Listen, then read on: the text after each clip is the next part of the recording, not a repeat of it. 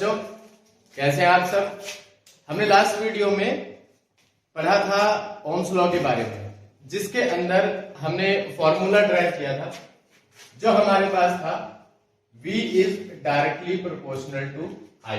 इसका मतलब क्या था कि जो विभवांतर है वो विभवांतर, ये विभवांतर था हमारा विभवांतर, ठीक है बेटा।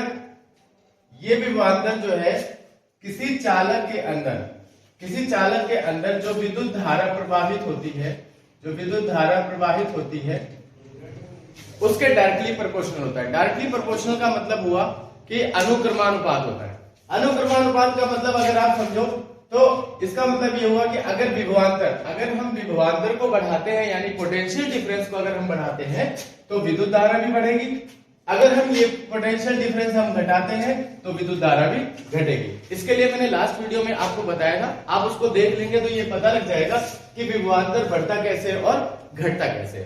ठीक है बेटा, हमने ये कहा था कि नेक्स्ट वीडियो में हम न्यूमेरिकल करेंगे। आज हम इस ओम के नियम पे न्यूमेरिकल करेंगे।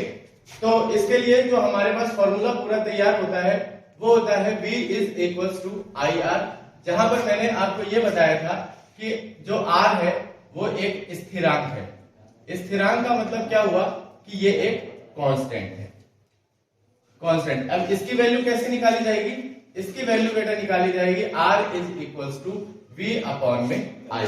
इसका मतलब क्या हुआ कि विभवांतर और चालक के बीच में, चालक के दो सिरों के बीच में जो विद्युत धारा प्रवाहित हो रही है, विद्युत धारा, उनका जो अनुपात होता है वो प्रतिरोध कहलाता है। वो बेटा क्या कहलाता है? प्रतिरोध कहलाता है।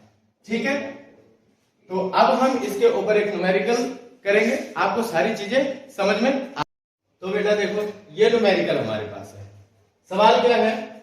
2 एम्पियर, देखो 2 एम्पियर धारा, इसका मतलब क्या हुआ? 2 एम्पियर धारा का मतलब क्या हुआ? हमारे पास जो करंट है, ये करंट की मात्रा कितनी है? 2 एम्पियर की है। 2 एम्पियर धारावाही तार के दो बिंदुओं के बीच जो विभवांतर है 0 पॉइंट जो है, हम बेटा 0.1 वोल्ट दे रखा है, हम इसको वोल्ट में नापते हैं। इन बिंदुओं के बीच प्रतिरोध की गणना कीजिए। अब हमें क्या निकालना है? हमें प्रतिरोध निकालना है। इसका मतलब बेटा हमें क्या निकालना है? हमें निकालना है R की वैल्यू हमें निकालनी है, प्रतिरोध निकालना है। V की वैल्यू हमें दे रखी है, V दे रखा है 0.1 वोल्ट, और हमें I की वैल्यू कितनी दे रखी है? I की वैल्यू 2 एम्पियर दे रखी है। ठीक है, फॉर्मूला हमारे पास है, फॉर्मूला हमने लगा दिया। फॉर्मूला हमारा हो गया R is equals to, R बराबर क्या हो गया? V अपॉन में I हो गया, V अपॉन में I हो गया है। ठीक है, अब क्या है? हमने वैल्यू डाल दी। वैल्यू V की वैल्यू कितनी है? 0.1, और I की वैल्यू हमें कितनी दे रखी है? 2। ठीक है, अब इसको हम डिवाइड करेंगे। पॉइंट हटाया हमने, नीचे एक 0 आ गई, नीचे एक 0 आने के बाद क्या आया? 1 अपॉन में 20। और अगर हम इसे डिवाइड करते हैं तो हमारे पास R की वैल्यू कितनी आती है? 0.05 ओम। 0.05 ओम। जो रेजिस्टेंस है, रेजिस्टेंस बेटा ये R माने क्या होता है? रेजिस्टेंस। इसको हम हिंदी में प्रतिरोध कहते हैं, और इसको किसमें नापा जाता है? ओम में नापा जाता है। किसमें नापा जाता है बेटा?